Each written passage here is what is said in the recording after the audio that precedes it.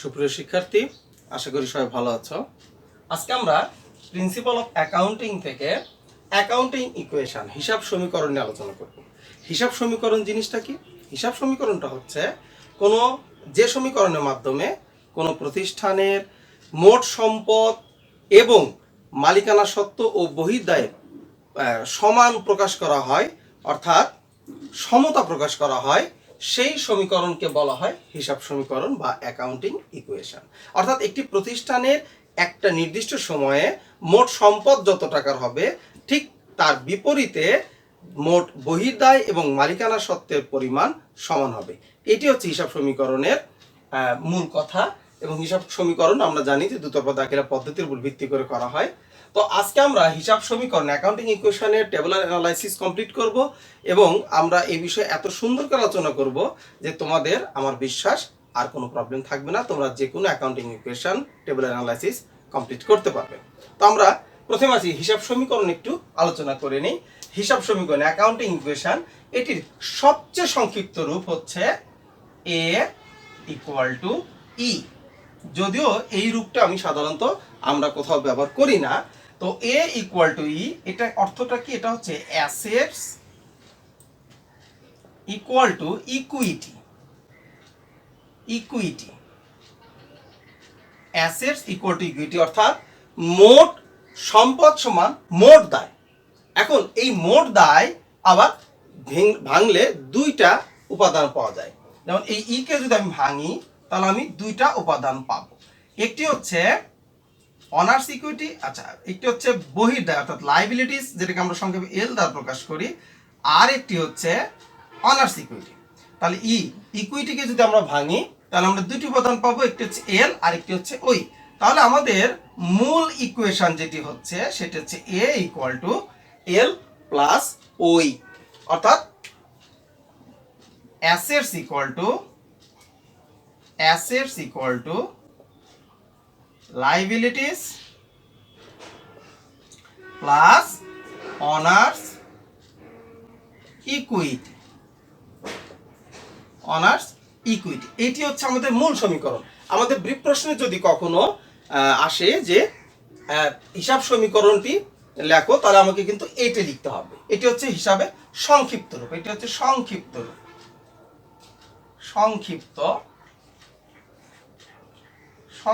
রূপ এটি। আর এইখানে যেমন আমরা কি ই কে ভেঙে দেখলাম যে দুটি উপাদান, একইভাবে আমরা মালিকানা সত্ত্ব অর্থাৎ ওই কে যদি ভাঙাই তাহলে এর মধ্যে থেকে আমরা মোট চারটি উপাদান পাবো। কয়টি উপাদান পাবো? চারটি উপাদান পাবো। কি কি উপাদান পাবো? ওই কে ভাঙালে এই মালিকানা সত্ত্বের মধ্যে কি আছে? সি আছে, অর্থাৎ ক্যাপিটাল, মূলধন। এর সাথে আছে রেভিনিউ, আয়। এরপরে আমার আছে হচ্ছে ব্যয় অর্থাৎ এক্সপেন্স, এবং সর্বশেষে আছে হচ্ছে ড্রয়িং। তাহলে ওই অনার্স ইকুইটিকে যদি আমরা ভাঙাই তাহলে আমরা চারটি উপাদান পাচ্ছি। সেটি হচ্ছে কি?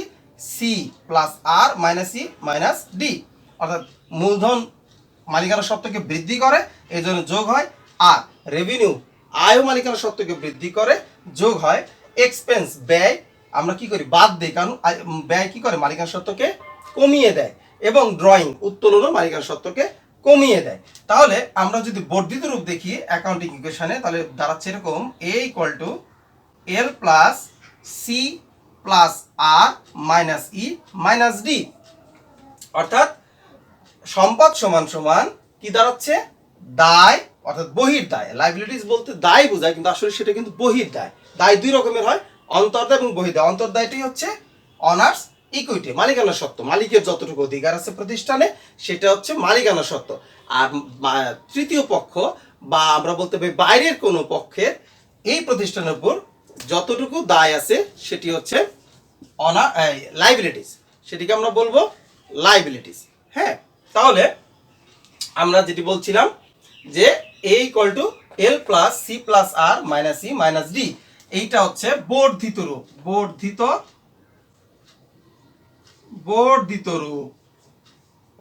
এটি হচ্ছে বর্ধিত রূপ। যদি আমাদের বর্ধিত রূপ চাই তাহলে আমাকে কিন্তু এই রূপটা লিখতে হবে।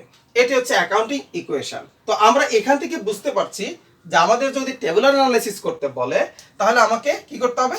একটা পাশ সম্পদ রাখতে হবে, মাঝখানে সমান এবং অন্য পাশে কি, তাহলে আমরা এল plus C plus R minus C minus D, এই যে অংশটা এটা হলো ওইর অংশ। তো আমরা বুঝতে পারলাম যে আমরা যখন টেবিল অ্যানালাইসিস করব তখন আমরা কিন্তু কি করব, সম্পদের জন্য একটা অংশ, মাঝখানে সমান, দায়গুলোর জন্য আমার ঘর দিতে হবে, আর এই অনার্স ইকুইটির জন্য একটা ঘর দিব যার মধ্যে আমার এই চারটি উপাদান থাকবে।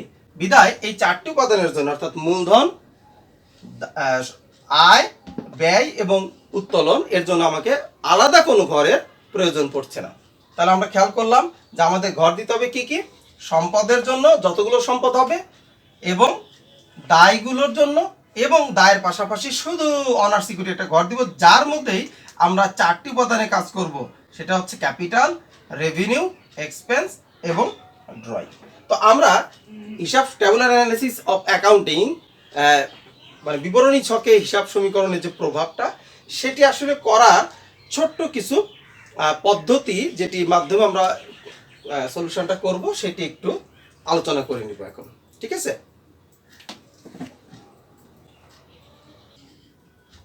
আচ্ছা, এখন আমরা হিসাব সমীকরণ কিভাবে কাজ করে আজকে আমরা একটা নতুন পদ্ধতি ব্যবহার করব, সেটা হচ্ছে দাঁড়িপাল্লা পদ্ধতি। তো এই দাঁড়িপাল্লা পদ্ধতির মাধ্যমে আমরা একটু চেষ্টা করব যে হিসাব সমীকরণের টেবুলার অ্যানালাইসিসটা কিভাবে বা হিসাব সমীকরণের প্রভাবটা আসলে কিভাবে হয়। তো আমরা একটা খেয়াল করি, আমরা ধরে নিচ্ছি যে বাম পাশের যে পাল্লাটা আছে সেটা হচ্ছে এ অর্থাৎ অ্যাসেটস, ডান পাশের পাল্লাটাকে আমরা ধরে নিচ্ছি এল প্লাস ওই অর্থাৎ লায়াবিলিটিস প্লাস অনার্স ইকুইটি মালিকানা সত্ত্ব, এবং এই যে মাঝখানে যে কাটাটা আছে এটি হচ্ছে সমান চিহ্ন। কাটাটা কিন্তু সোজা থাকতে হবে, কাটা এই জন্যই সমান যে সোজা থাকতে হবে। যদি আমি ডানে বা বামে একটু সরে যাই, কাটা যদি সরে যায় তাহলে অবভিয়াসলি সেটা সমান হবে না। এখন দেখো কিভাবে এটি কাজ করে, সেটি হচ্ছে প্রথম আমরা একটা কথা বলি, সেটি হচ্ছে ধরো যে আমি তোমাকে কিছু ওয়েট দিয়ে দিয়েছি, কিছু পাথর দিয়ে দিয়েছি। সেই পাথর ধরো 1 কেজি ওজনের কয়েকটা পাথর দেওয়া আছে, তোমাকে বলা হয়েছে কি যে দুই পাশে 3 কেজি করে দেওয়ার জন্য। তো সেই ক্ষেত্রে কাঁটাটা কিন্তু মাঝ বরাবর আছে এবং কাঁটা কিন্তু সমান থাকতে হবে। এটা হচ্ছে সমান, যেহেতু সমান চিহ্ন কাঁটা ডানে বামে কিন্তু হেলা যাবে না। তাহলে তুমি কি করবে তখন, অবভিয়াসলি এদিকে যদি 3 কেজি দাও অর্থাৎ যোগ করো, তাহলে এদিকেও কিন্তু তোমাকে পাথরগুলো তুলে দাও, অর্থাৎ এই পাল্লাতে এখানেও পাথর তুলতে হবে, সমপরিমাণ পাথর তোমাকে এই পাল্লাতেও তুলতে হবে। তার মানে আমরা বুঝতে পারলাম যে আমরা সমান চিহ্নের দুই পাশে এক পাশে যদি যোগ করতে হয় তাহলে অবভিয়াসলি অন্য পাশে তোমাকে কি করতে হবে, যোগ করতে হবে, তবেই আমার এই পাল্লাটা ঠিক থাকবে অর্থাৎ সমান থাকবে। তাহলে একটা আমরা বুঝতে পারলাম যে সমান চিহ্নের দুই পাশে কি হবে, যোগ হবে। আচ্ছা, আবার দেখা গেল যে ওখান থেকে আমি যদি বলি যে 1 কেজি করে নামিয়ে নাও, তাহলে দেখবে এখানে 3 কেজি করে যদি থাকে, 3 কেজি করে যদি দুই পাশে থাকে, তুমি যদি 1 কেজি করে দুই পাশ থেকে নামিয়ে নাও, তারপরেও কিন্তু তোমার কিন্তু কাঁটাটা সোজা থাকবে, কারণ দুই পাশে কি হবে, 2 কেজি করে হবে। তাহলে আমরা বুঝতে পারলাম যে পাশে যদি বিয়োগ করা হয় এ পাশে তাহলে কি হবে, বিয়োগ করতে হবে। তার উভয় পক্ষে দুই পাশে সমান চিহ্নের দুই পাশে সম্পদ পাশে যদি বিয়োগ হয় তাহলে দায় বা মালিকানা সত্ত্বের পাশেও কি হবে, বিয়োগ করতে হবে, তাহলেও তোমার হিসাব সমীকরণ সমান থাকবে।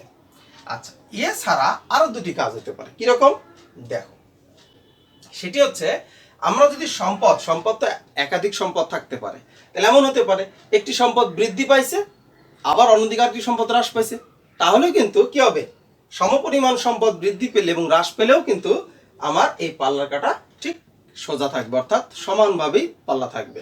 এখানে আমি যদি সাপোজ 1 কেজি তুলে দিই তাহলে 4 কেজি হয়ে যাবে, আবার 1 কেজি নামে ফেলি 3 কেজি হয়ে যাবে, তখন আগের মতো কি হবে, মিলে যাবে। তাহলে আমরা বুঝতে পারলাম যে এক পাশে যোগ এবং বিয়োগ দুটো হতে পারে। যদি সমান চিহ্নের এক পাশে আমরা দুইবার টাকা ব্যবহার করি তাহলে অবভিয়াসলি একটা যোগ করতে হবে আর একটি বিয়োগ করতে হবে। একই রকম ভাবে আমরা জানি যে দায় এবং মালিকানা সত্ত্ব, দায় তো অনেক রকমের দায় হতে পারে, অনেকগুলো ঘর থাকতে পারে, মালিকানা সত্ত্বের ঘর আছে, তাহলে এখানেও এমন হতে পারে যে কোনো একটি দায় বৃদ্ধি পাইছে আবার কোনো একটি দায় হ্রাস পাইছে, অথবা মালিকানা সত্ত্ব বৃদ্ধি পাইছে পাশাপাশি দায় হ্রাস পাইছে, বা মালিকানা সত্ত্ব হ্রাস পাইছে দায় বৃদ্ধি পাইছে। তাহলে সেক্ষেত্রে এই একই পাশে এখানেও কি হতে পারে, যোগ এবং বিয়োগ হতে পারে। তাহলে একই দিকে শুধু সমান চিহ্নের একই দিকে যদি আমি দুইবার টাকা ব্যবহার করি তাহলে অবভিয়াসলি একটা যোগ হবে একটা বিয়োগ হবে। এই ছোট ছোট লজিকগুলো তোমাকে মনে রাখতে হবে, তাহলে অ্যাকাউন্টিং ইকুয়েশনটা ভুল যাবে না। তাহলে আমরা 3-4 ধরনের বিষয় শিখতে পারছি, সেটি হচ্ছে সমান চিহ্নের দুই পাশে যদি টাকা বসে তাহলে হয় দুইটাই যোগ হবে, না হলে দুটাই বিয়োগ হবে। তাহলে আমার ইকুয়েশনটা সোজা ঠিক থাকবে।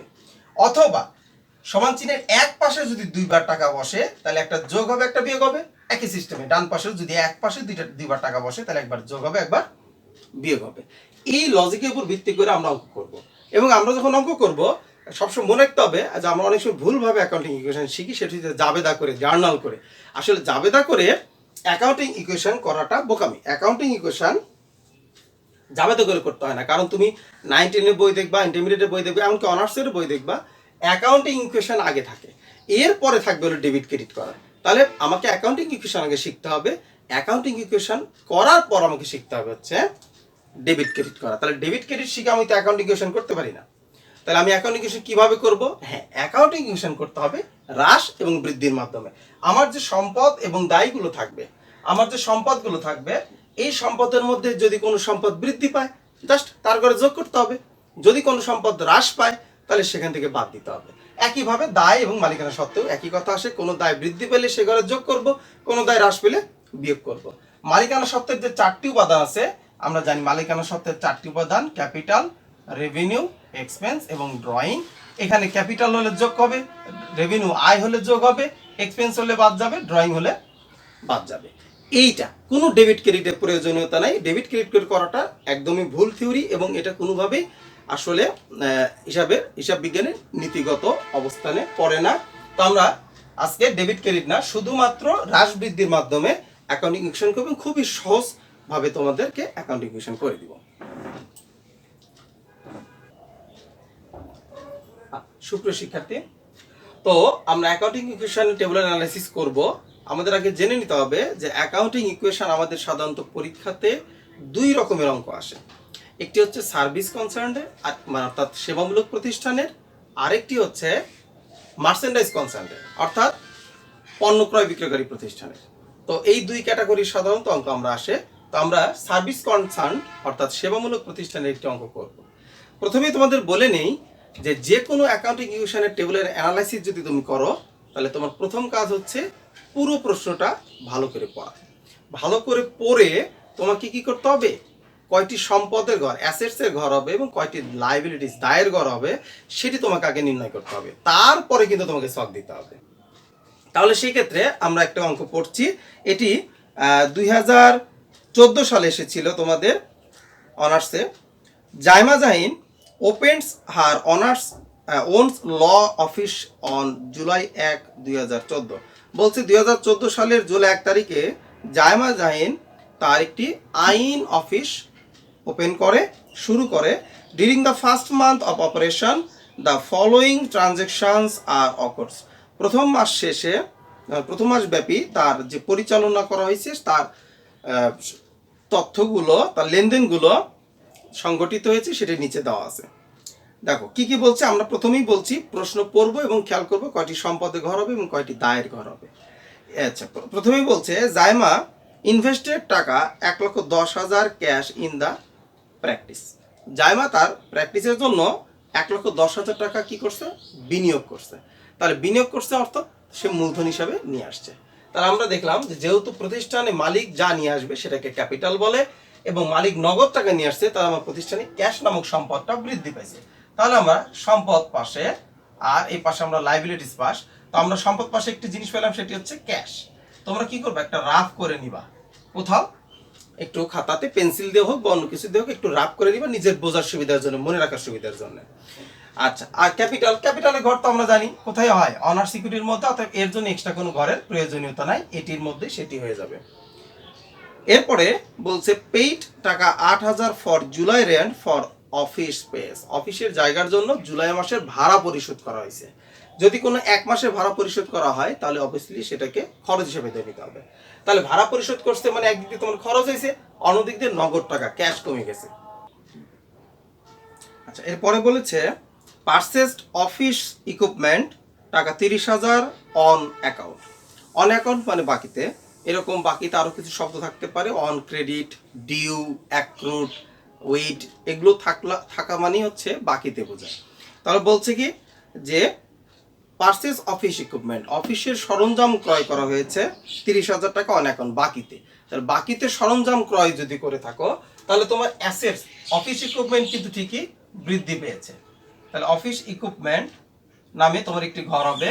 আর যেহেতু এটা বাকিতে ক্রয় করছো, তাহলে অবভিয়াসলি তোমার একটা পাওনাদার সৃষ্টি হয়েছে বা প্রাপ্য হিসাব সৃষ্টি হয়েছে, যেটি আমার একটি দায়। তাহলে তো আমরা দেখতে পাচ্ছি যে দায় পাশে অ্যাকাউন্টস পেয়েবল নামে একটি ঘর হবে। এরপরে পরে বলছে provide legal service to Anan company for cash টাকা এত টাকা। তাহলে আনান কোম্পানিকে তুমি সেবা প্রদান করছো এত টাকা। মনে রাখতে হবে যে ক্রয় বিক্রয় এবং সেবা প্রদানের ক্ষেত্রে যদি কারো নাম উল্লেখ থাকে, কোনো প্রতিষ্ঠানের নাম উল্লেখ থাকে, তাহলে অবভিয়াসলি সেটাকে বাকিতে ধরে নিতে হবে। তাহলে এখানে যখন বললো যে আমি বৈধ সেবা প্রদান করছি কাকে, আনান কোম্পানিকে ফর ক্যাশ, এইখানে আবার একটা দেখো টুইস্ট আছে, সাথে আবার বলছে ফর ক্যাশ, নগদে। তাহলে শুধুমাত্র যদি নাম উল্লেখ থাকে তাহলে তোমাকে বাকিতে ধরে নিতে হবে, কিন্তু যদি নামের পাশাপাশি ক্যাশ, ব্যাংক বা অন্য কিছু উল্লেখ থাকে তাহলে কিন্তু বাকিতে ধরার কোনো সুযোগ নেই। তাহলে এখানে যেহেতু নগদে আমি সেবা প্রদান করছি, তাহলে আমি অবশ্যই নগদ টাকা পাইছি ক্যাশ, তো ক্যাশের তো ঘর আমি আগে থেকেই ধরে নিয়েছি, তাহলে নতুন করে আমাকে আর ঘর দিতে হচ্ছে না। আর আমরা জানি আয়ের কোনো ঘর হয় না, আয়ের কাজ কোথায় করতে হবে, অনার্স ইকুইটিতে করতে হবে। আচ্ছা, পরের ট্রানজ্যাকশনে যাব। Borrowed from a bank on a notes payable টাকা 70,000।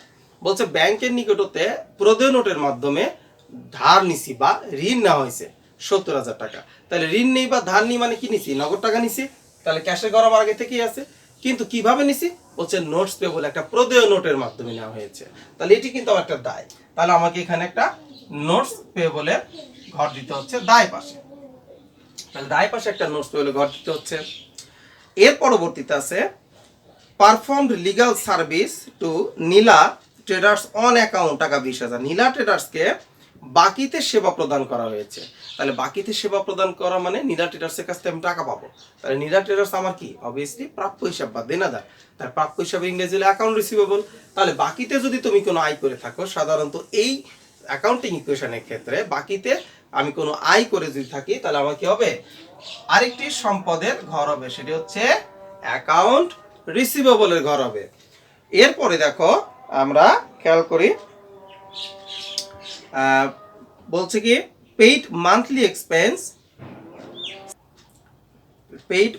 এক্সপেন্স স্যালারিজ টাকা 5,000, ইউটিলিটিস 3,000, টেলিফোন এত টাকা। তাহলে বললো কি মাসিক খরচ প্রদান করা হয়েছে, স্যালারিজ 5,000, বেতন 5,000 টাকার, ইউটিলিটিস উপযোগ খরচ এবং এক টেলিফোন বিল এত টাকা। তাহলে এখানে আমরা জানি যে সবগুলি খরচ, তাহলে খরচের জন্য কোনো ঘর হবে না, খরচের কাজ কোথায় করতে হয়, অনার্স ইকুইটি থেকে বাদ দিতে হয়। আচ্ছা, আর কি চলে গেছে এর কারণে, আমাদের নগদ টাকা ক্যাশ চলে গেছে, তাহলে ক্যাশের ঘর তো আগে থেকেই আছে, অর্থাৎ নতুন করে ঘর দিতে হচ্ছে না। সর্বশেষে বলা আছে Zaima উইথড্রিউ cash for personal use টাকা 10,000। জাইমা তার ব্যক্তিগত ব্যবহারের জন্য নগদে 10,000 টাকা উত্তোলন করছে। তাহলে উত্তোলনের কাজ কোথায় করতে হয়, অনার্স ইকুইটিতে করতে হয়। অনার্স ইকুইটিতে কি হয়, বাদ যায়, কারণ উত্তোলনের কারণে অনার্স ইকুইটি হ্রাস পায়। আর নগদের যেহেতু টাকা তুলছে তাহলে ক্যাশ কমে গেছে। তাহলে এখানে আমরা পরে দেখলাম যে নতুন করে কোনো সম্পদ বা দায়ের ঘর হচ্ছে না। তাহলে আমরা গুণে দেখতে পারি কয়টি ঘর হচ্ছে। তাহলে সম্পদ পাশে আমরা 3টি ঘর পাচ্ছি। কি কি পাচ্ছি, আমরা পাচ্ছি ক্যাশ, অফিস ইকুইপমেন্ট এবং অ্যাকাউন্ট রিসিভেবল। তাহলে সম্পদের পাশে আমরা 3টি ঘর দিব। লাইবিলিটিস আছে 2টা, একটি হচ্ছে অ্যাকাউন্টস পেয়েবল, অপরটি হচ্ছে নোটস পেয়েবল। আর অনার্স ইকুইটি ঘর তো আমাকে দিতেই হবে, 100% শিওর এই ঘরটা আমাকে দিতে হবে। আচ্ছা, তাহলে আমরা এখন একটি ছক করে এই অঙ্কটা পুরোপুরি সমাধান করব, সবাই আমার সাথেই থাকবে।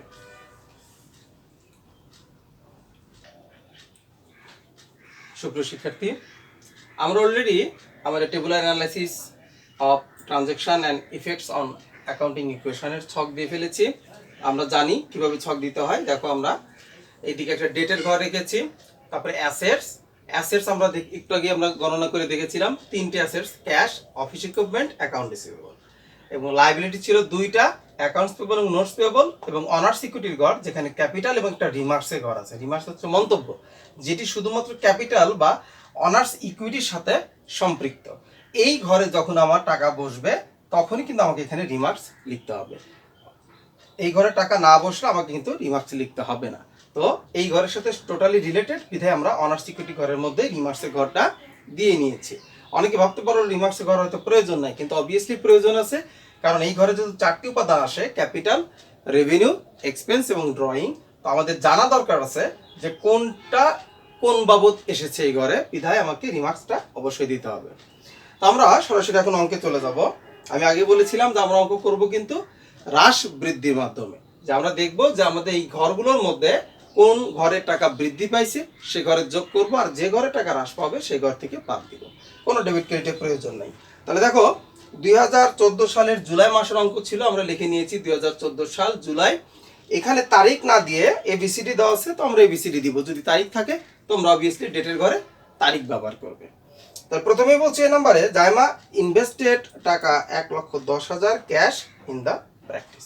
জাইমা কি করছে, 1,10,000 টাকা এই প্র্যাকটিস বাবদ নগদে বিনিয়োগ করছে, অর্থাৎ নিয়ে আসছে, নগদ টাকা নিয়ে আসছে।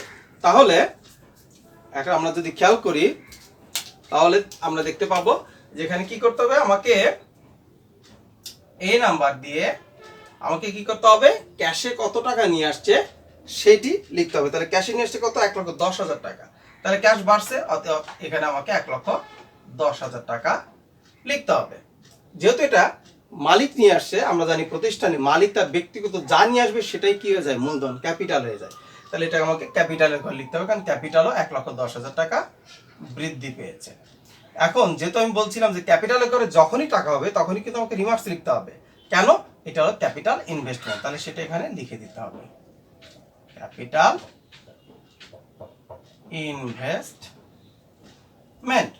তাহলে আমাকে ক্যাপিটাল ইনভেস্টমেন্ট নামে আমাকে লিখে দিতে হবে।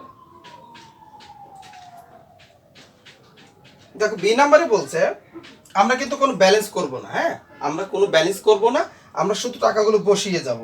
এটা তো তোমাদের খুব দ্রুত ইকুয়েশনটা করতে পারবা এবং খুব সহজ হবে। আমরা যখন ব্যালেন্স করতে যাবো আমাকে কিন্তু সময় বেশি লাগবে, ভুল হওয়ার সম্ভাবনা বেশি থাকবে, ব্যালেন্স করার প্রয়োজন নাই।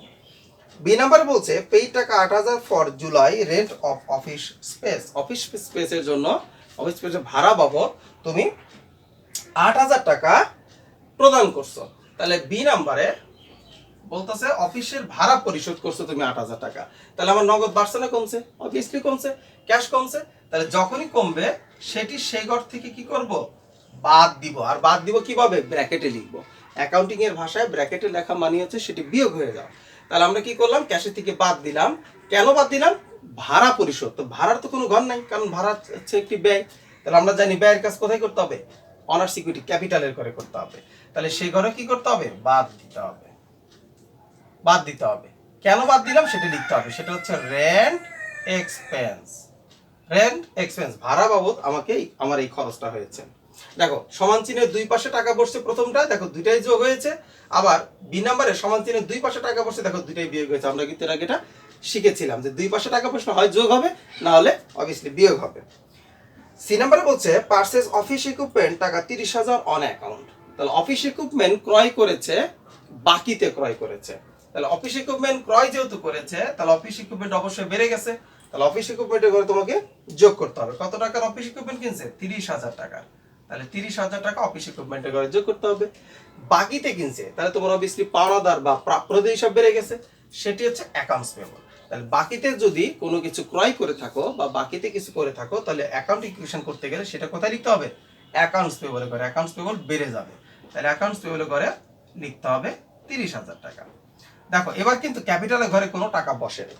যেহেতু ক্যাপিটালের ঘরে কোনো টাকা বসে নাই, তার মানে তোমার কোনো রিমার্কসও বা কোনো মন্তব্যও নাই, অর্থাৎ তোমাকে রিমার্কসও লিখতে হবে না। ডি নাম্বারে বলছে provide legal service to Anan company for cash টাকা 15,000। আনান কোম্পানিকে নগদে তুমি সেবা প্রদান করছো 15,000 টাকার। তাহলে নগদে যেহেতু আমি সেবা প্রদান করছি, তাহলে আমি অবশ্যই ক্যাশ পাইছি, আমার নগদ টাকা বৃদ্ধি পাইছে। তাহলে ডি নাম্বারে আমি সেবা প্রদান করে টাকা পাইছি, তাহলে আমাকে ক্যাশে ঘরে যোগ করতে হবে। কত টাকা পাইছি, 15,000 টাকা পাইছি। তাহলে 15,000 টাকা আমাকে যোগ করতে হচ্ছে। কি জন্য পাইছি, সার্ভিস, সেবা প্রদানের কারণে। তাহলে সেবা আয় কোথায় লিখতে হবে, ক্যাপিটালের ঘরে। তাহলে আমাকে ক্যাপিটালের ঘরে এটা যোগ করতে হবে। কেন ক্যাপিটালের ঘর হয়েছে সেটা লিখতে হবে। তাহলে সার্ভিস রেভিনিউ সঙ্গে লিখতে হবে। এরপরে আমার ই নাম্বারে বলছে borrowed from a bank on a notes payable টাকা 70,000। কি বলছে, বলছে একটা ব্যাংক হতে নোটস পেয়েবল প্রতি নোটের মাধ্যমে 70,000 টাকা কি করছো, ঋণ নিছো বা ধার নিছো। তাহলে ঋণ নেই বা ধার নেই, যেটাই করি আমার কি হবে, অবশ্যই ক্যাশ বেড়ে যাবে। তাহলে ক্যাশ বেড়ে গেলে অবশ্যই ক্যাশের ঘরে যোগ করতে হবে। তাহলে ক্যাশের ঘরে লিখতে হবে 70,000 টাকা। আচ্ছা, এটা কিভাবে বাড়ছে বলছে, একটা নোটস পেবলের মাধ্যমে এই টাকাটা বাড়ছে। তাহলে নোটস পেবল বৃদ্ধি পাইছে, নোটস পেবল একটা দায় বৃদ্ধি পাইছে। তাহলে নোটস পেবল 70,000 টাকা বৃদ্ধি পাইছে। তাহলে নোটস পেবল করে 70,000 টাকা লিখতে হবে, ঠিক আছে। এখন এরপর আছে F number, perform legal service two Nila traders on account টাকা 20,000।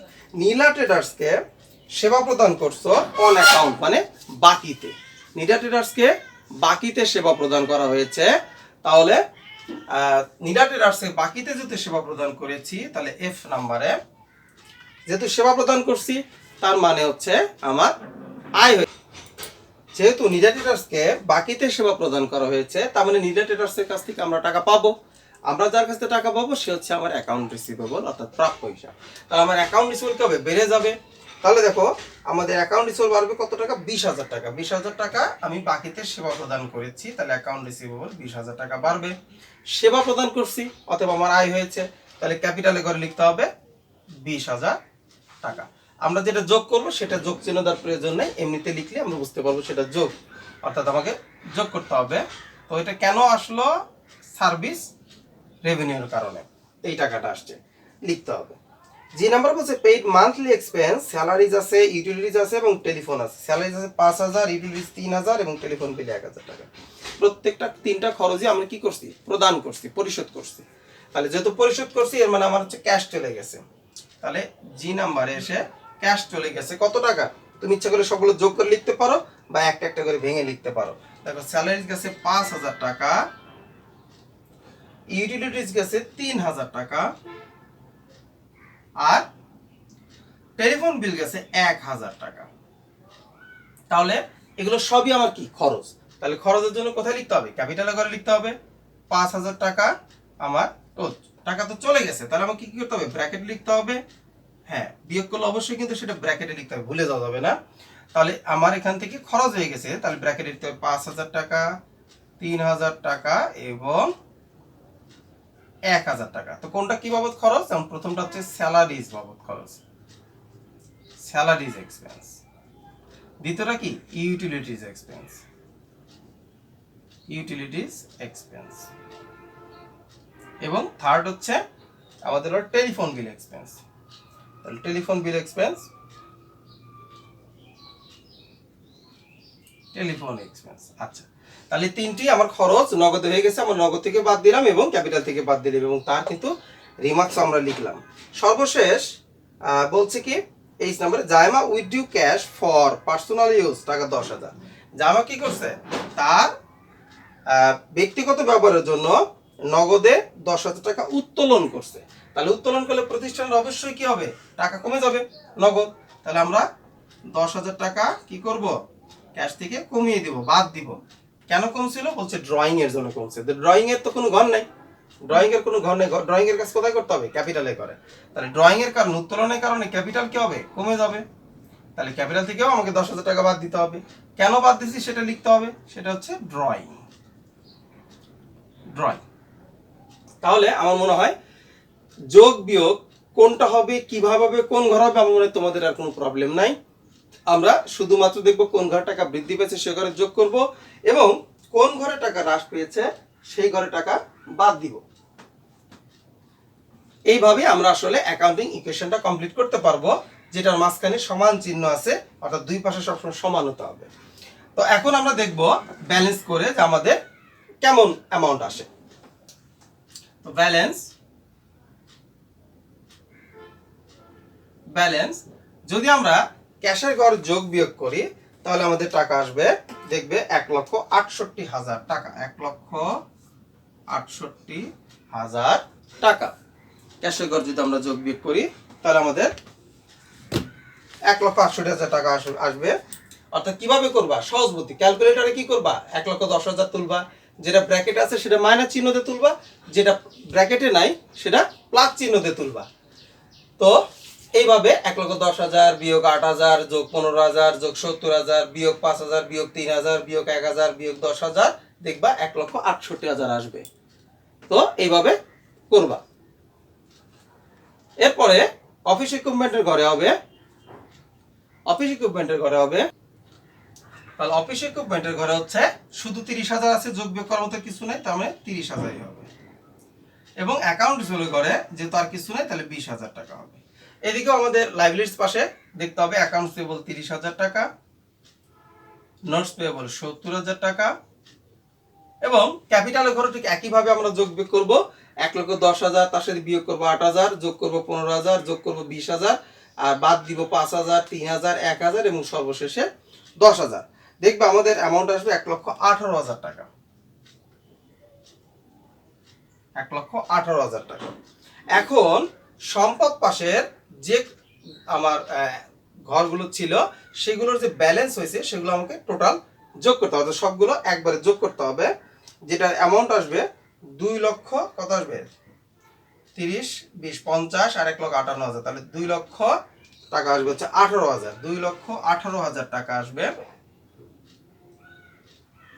2,18,000 টাকা আমরা ক্লোজ করে দিব।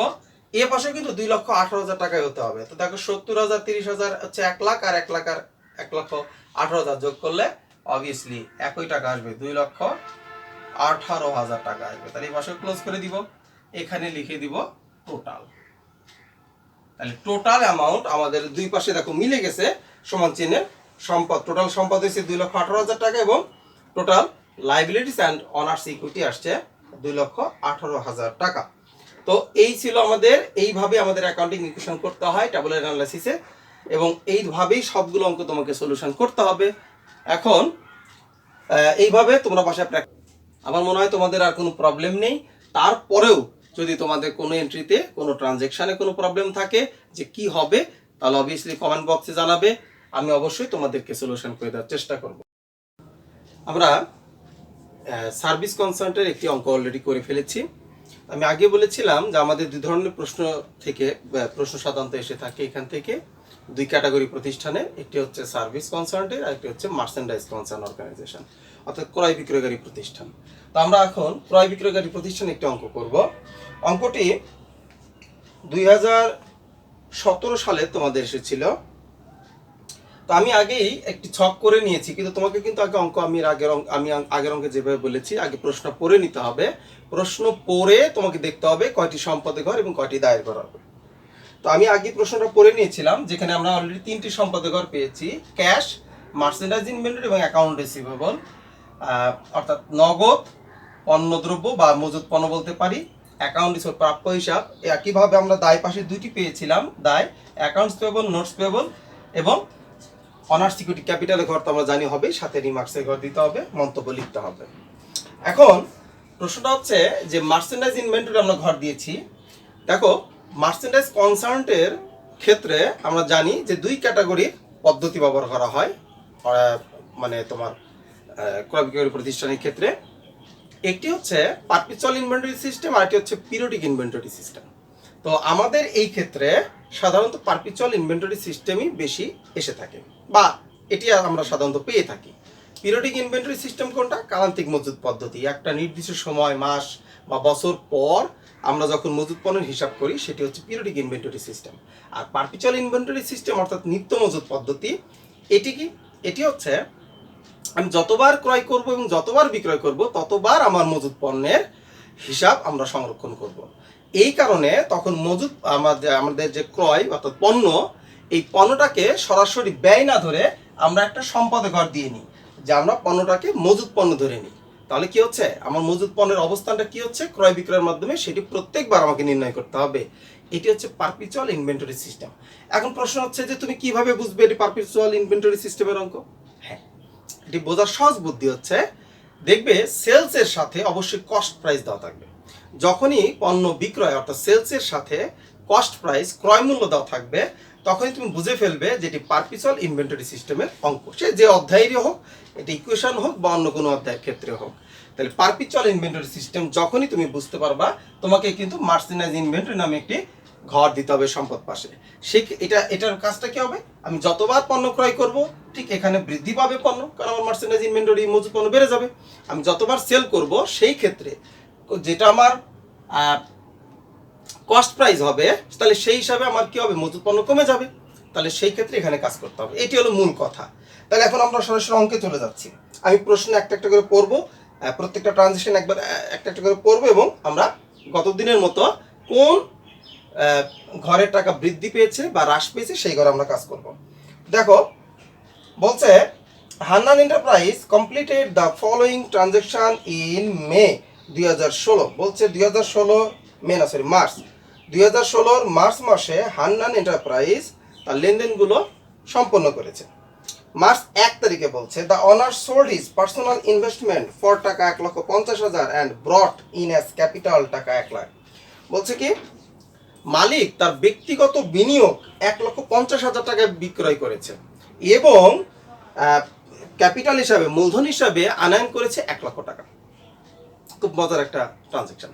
বিষয় হচ্ছে মালিক তার ব্যক্তিগত বিনিয়োগ কয় টাকায় বিক্রি করছে, বা বিক্রি করছে কি করে নাই, বা কাউকে গিফট করছে কিনা, এটা আমাদের দেখার বিষয় না।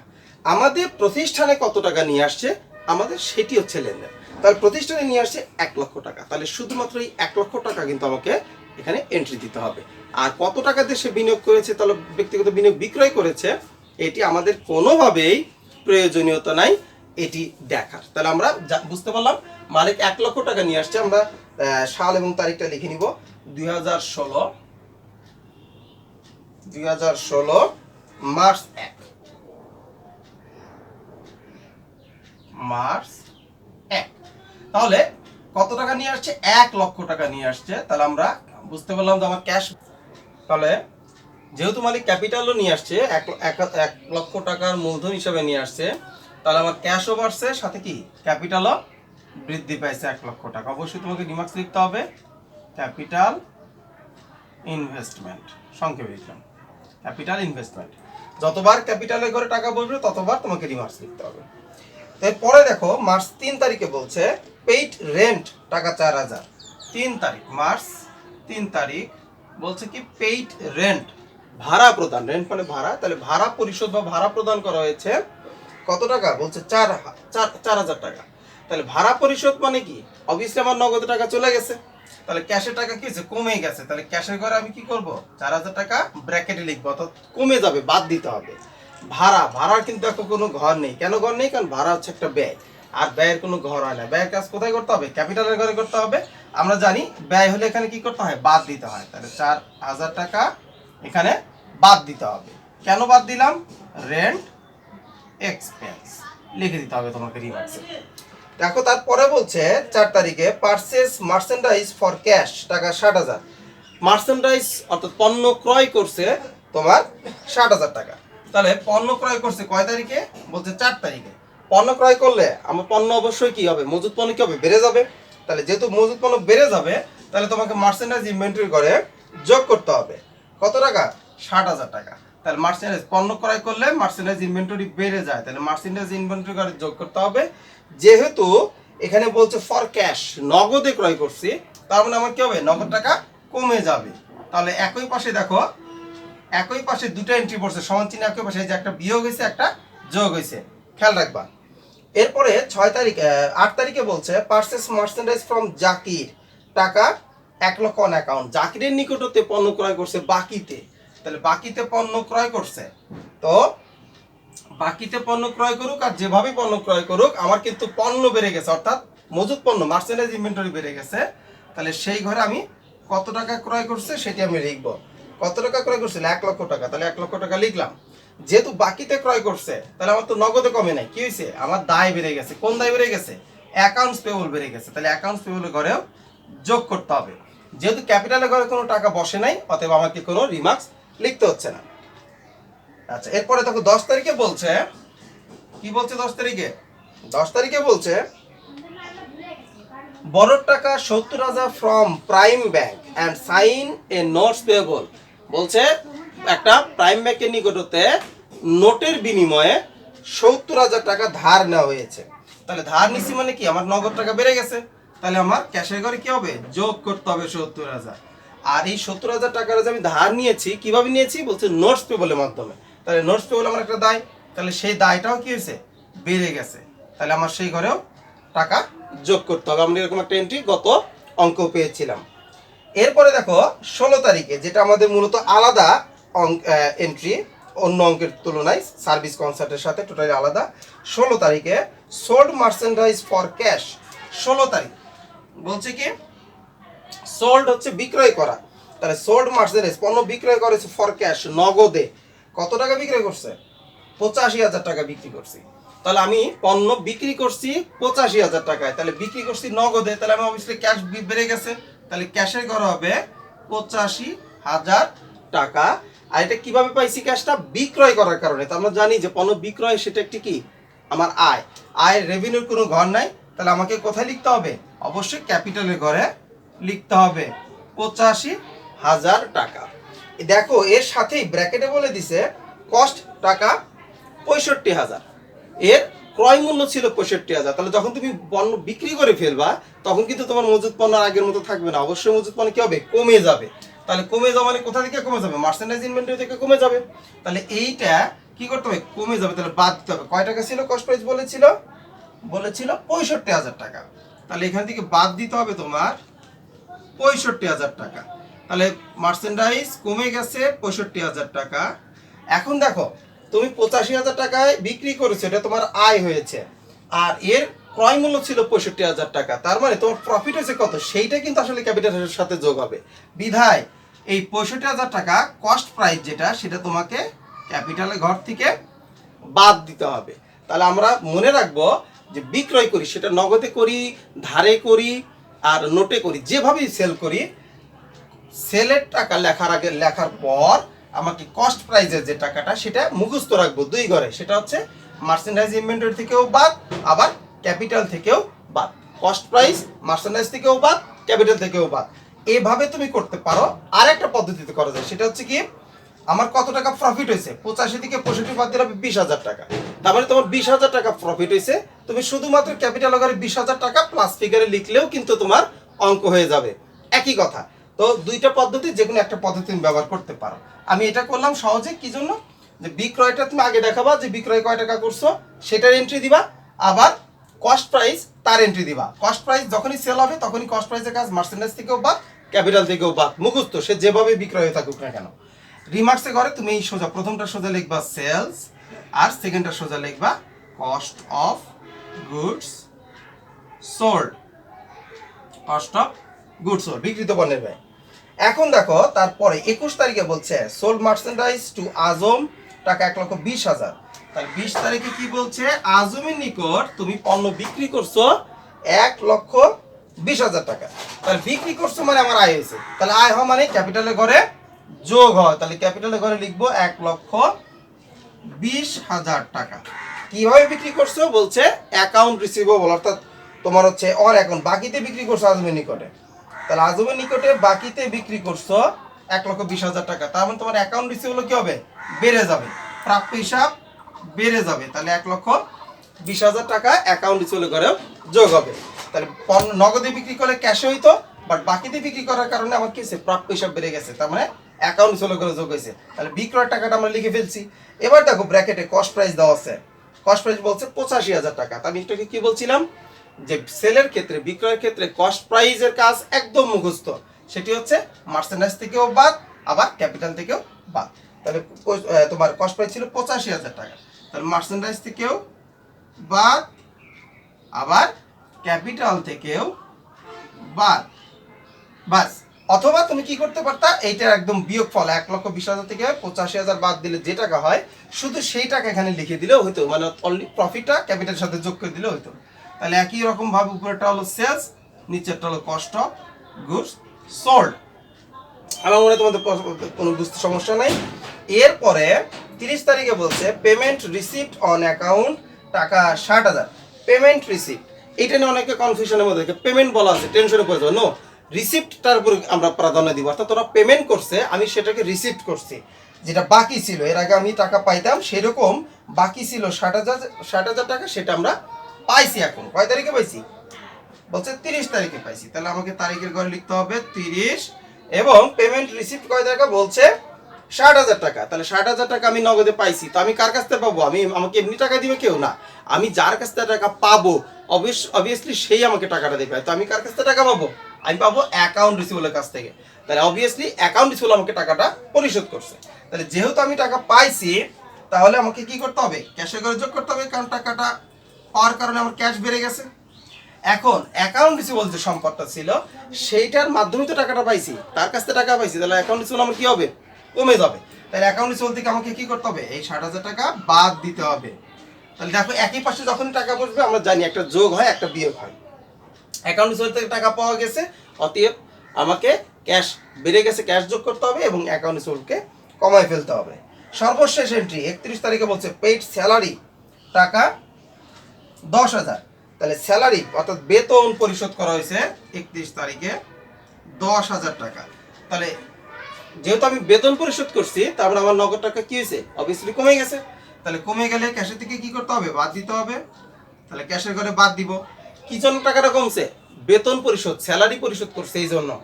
স্যালারি তো একটা ব্যয়, ব্যয়ের তো কোনো ঘর নাই। ব্যয়ের ঘর কোথায় করতে হয় কাজ? ব্যয়ের কাজ করতে হয় ক্যাপিটালে। তাহলে ক্যাপিটালের ঘর আমাকে লিখতে হবে 10,000 টাকা। অবশ্যই বাদ দিতে হবে, কারণ ব্যয় কি হয়? বাদ দিতে হয়। ব্যয়ের কারণে ক্যাপিটাল কমে যায়। কেন বাদ দিলাম? Salaries expense. বাস, আমাদের কিন্তু দেখো এন্ট্রি বসানো হয়ে গেছে। এখন কি করব? জাস্ট প্রত্যেকটা কলামের আমরা ক্যালকুলেশন করে ব্যালেন্স বের করব। তাহলে আগের মতোই 1 লক্ষ, তার সাথে বিয়োগ করব 4,000, বিয়োগ করব 60,000, যোগ করব 70,000, যোগ করব 85,000, যোগ করব 60,000 এবং সর্বশেষ 10,000 টাকা বিয়োগ দেবো ক্যালকুলেটরে। যে ব্যালেন্সটা আসবে সেটা হচ্ছে 2,41,000 টাকা। 2,41,000 টাকা। আমার মার্চেন্টাইজ ইনভেন্টরি করে যদি খেয়াল করি 60,000, 1 লক্ষ যোগ এবং 65,000 এবং 85,000 টাকা বিয়োগ করতে হবে। তাহলে আমরা যদি সেটা করি তাহলে আমরা পাবো এই ঘরে 60,000 টাকা ব্যালেন্স থাকবে 60,000। এবং অ্যাকাউন্ট রিসিভেবল ব্যালেন্স আমরা দেখতে পাচ্ছি যে সরি মিস্টেক হয়েছে, এখানে ব্যালেন্স আসবে হচ্ছে 10,000 টাকা আসবে। 60,000 1 লক্ষ, হ্যাঁ 1 লক্ষ, এখানে 10,000 টাকা ব্যালেন্স আসবে। আর এই ঘরে ব্যালেন্স আসবে হচ্ছে 60,000 টাকা। এখন অ্যাকাউন্টস পেবল কত আছে? দেখো অ্যাকাউন্টস পেবলে একটা টাকাই আছে, অর্থাৎ ওইটাই ব্যালেন্স হবে 1 লক্ষ। নোটস পেবল 70,000 টাকা আছে, তার ওইটাই ব্যালেন্স হবে। এবং সর্বশেষ ক্যাপিটাল ওই ঘর, যেগুলো যোগ আছে যোগ করবো, যেগুলো বিয়োগ আছে বিয়োগ করব, যেটার আমার ব্যালেন্স আসবে 1,41,000 টাকা। 1,41,000 টাকা। এখন তুমি টোটাল করবা, তাহলে সম্পদ পাশে টোটাল করলে তোমার টাকা আসবে এই 2,41,000, 10,000 এবং 60,000 যোগ করলে তোমার আসবে 3,11,000 টাকা। 3,11,000 টাকা। তাহলে এ পাশেও কিন্তু তোমাকে 3,11,000 টাকায় তোমার হতে হবে। তাহলে এই পাশে দেখো তো 1,41,000, 70,000 এবং 1 লক্ষ যোগ করলে 3,11,000 টাকায় আসবে। অবভিয়াসলি এটাই তোমাদের আসার কথা। তাহলে আমরা বুঝতে পারলাম যে কিভাবে আমাদের অ্যাকাউন্টিং ইকুয়েশন করতে হয়। আমার মনে হয় তোমাদের কোনো প্রবলেম নাই। আরেকটা বিশেষ বিষয় সেটা তোমাদেরকে বলি, সেটা হচ্ছে এই যে ছক করা, আমি কয়টা সারি দিয়েছি সেটা তুমি অবশ্য খুব সহজেই দিতে পারবে। ছকটা তাহলে অনেক সুন্দর হবে। সেটি হচ্ছে তুমি গুনে দেখবে তোমার কয়টি এন্ট্রি আছে, কয়টি ট্রানজ্যাকশন আছে, লেনদেন আছে। ঠিক যতগুলো লেনদেন আছে তার চেয়ে তুমি অবশ্যই কি করবা? 3টি ঘর বেশি দিবা। 3টি ঘর বেশি দিবা। কয়টি ঘর? 3টি। প্রথমটা এই যে এই ঘরটা বেশি দিবা, এইটা এই সারিটা বেশি দিবা। আর ব্যালেন্স এবং টোটালের জন্য আরো 2টি ঘর, মোট 3টি ঘর। 1টি ঘর, 2টি ঘর এবং 3টি ঘর বেশি। তার মানে আমার এখানে ট্রানজ্যাকশন ছিল 9টা। তাহলে আমি টোটাল ঘর দিয়েছি কয়টা? আমি ঘর দিয়েছি 9 আর 3 12টা। আর আমরা জানি যে এই ঘরটাকে আবার কি করতে হয়? এই ঘরটাকে আবার ভিতরে সাব সারি বের করে নিতে হয়, অর্থাৎ ভিতরে আবার একটি সারি করে নিতে হয়। তো সেটি সহ আমরা এইখান থেকে যদি হিসাব করি তাহলে আমার টোটাল সবসময় মনে রাখবো যে কটি ট্রানজ্যাকশন হবে তার চেয়েতে 3টা। প্রথমটা একটু বড় করে দিব যেন তার মধ্যে আবার অ্যাসেটস এবং লাইবিলিটিকে ডিভাইডেড করা যায়। আর নিচে হচ্ছে ব্যালেন্স এবং টোটালের জন্য মোট আমাকে ঘর দিতে হবে 3টা বেশি। যে কারণে আমরা এই অঙ্কে 12টি কলাম দিয়েছি, 9টি ট্রানজ্যাকশন ছিল। তো আশা করি সবাই অ্যাকাউন্টিং ইকুয়েশন নিয়ে আর তোমাদের প্রবলেম নেই। এই 2 ক্যাটাগরির অঙ্কই থেকেই তোমাদের অবশ্যই কমন আসবে। তোমরা ভালো করে যদি বাসায় প্র্যাকটিস করো দেখবে তোমাদের কোনো প্রবলেম আর থাকবে না। তো আশা করি এখন থেকে তোমরা একটু বাসায় এইগুলো প্র্যাকটিস করবে। আগামীতে আরও ক্লাস পাবে বিবিএ যে কোনো ইয়ারের এবং বিভিন্ন সাবজেক্টের। আশা করি তোমরা ভালো থাকো, সুস্থ থাকো। আজকের মতো এখানে ক্লাস শেষ করছি। ধন্যবাদ সবাইকে।